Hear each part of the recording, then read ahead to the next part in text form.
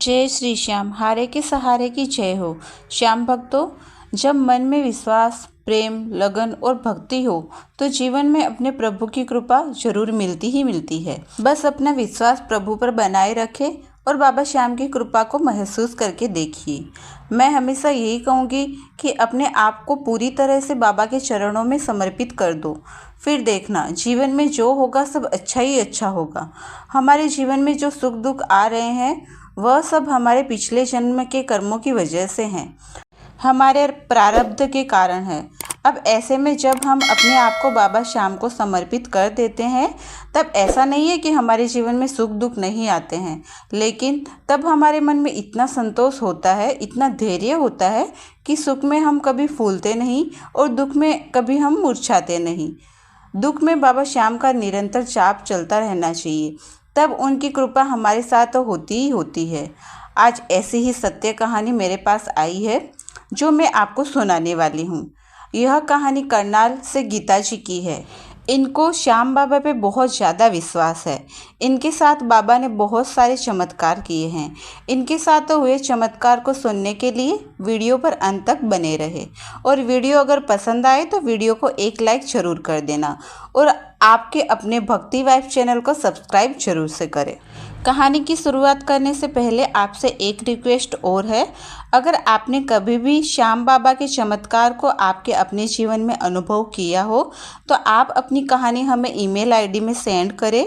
हम आपकी कहानी को वीडियो के माध्यम से लोगों तक पहुंचाएंगे। आपकी कहानी को सुनकर, देखकर जिन लोगों को सच में भगवान की मदद की ज़रूरत है वो आपकी कहानी के द्वारा भगवान पे विश्वास बढ़ाएंगे और अपने जीवन में आ रहे मुसीबतों का हल निकाल पाएंगे। तो आपकी कहानी हमें ज़रूर से भेजना। अब हम ये कहानी की शुरुआत करते हैं। यह कहानी करनाल से गीता जी की है। गीता अपनी माता जी के साथ रहती है, उनके पिताजी नहीं है।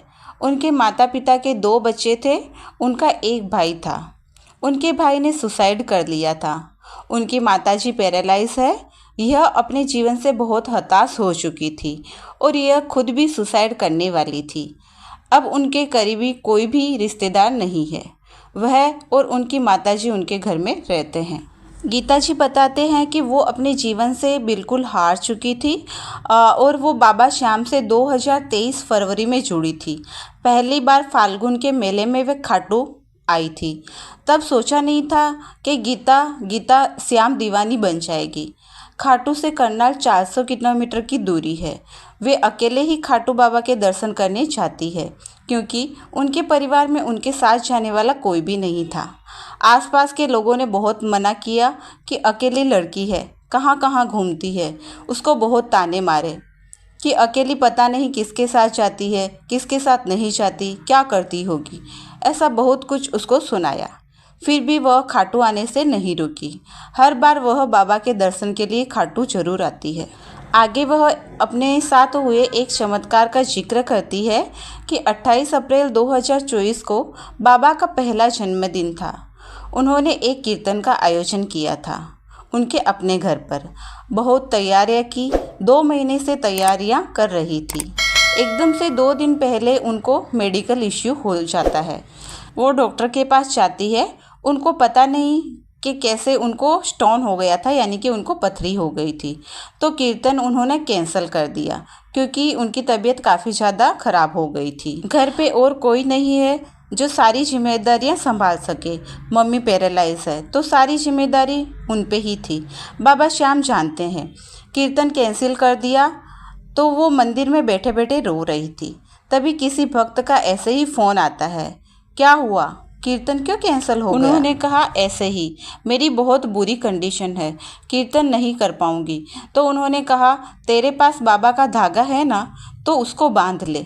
मैंने फिर धागे को सिर्फ हाथ में लिया।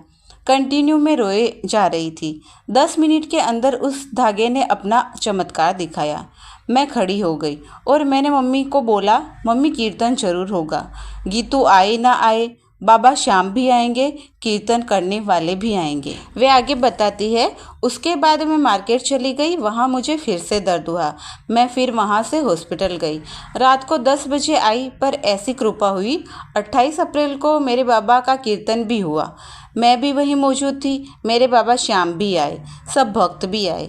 29 अप्रैल को सुबह 6 बजे मुझे फिर से दर्द उठा। फिर यूरिन के माध्यम से घर पर ही वो दोनों पथरियाँ निकल जाती है। उसके बाद मुझे 15 दिन के बाद दोबारा दर्द उठता है।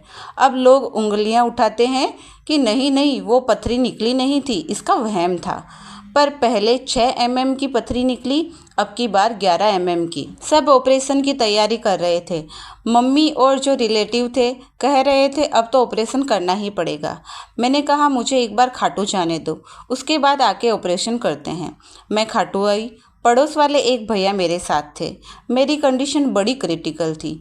मैं रिंगस के स्टेशन पे जैसे उतरी तो वहीं मुझे चक्कर आकर मैं गिर गई। पर हाँ, बाबा श्याम ने दर्शन दिए, घर तक वापस पहुंचाया। अगले दिन मैंने कहा ठीक है, बाबा श्याम के पास से होके आई हूँ, अब मैं हॉस्पिटल जा रही हूँ। तो डॉक्टर ने फिर यूरिन टेस्ट लिखा।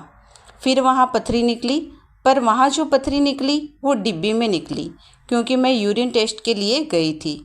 वो मेरे पास सबूत था।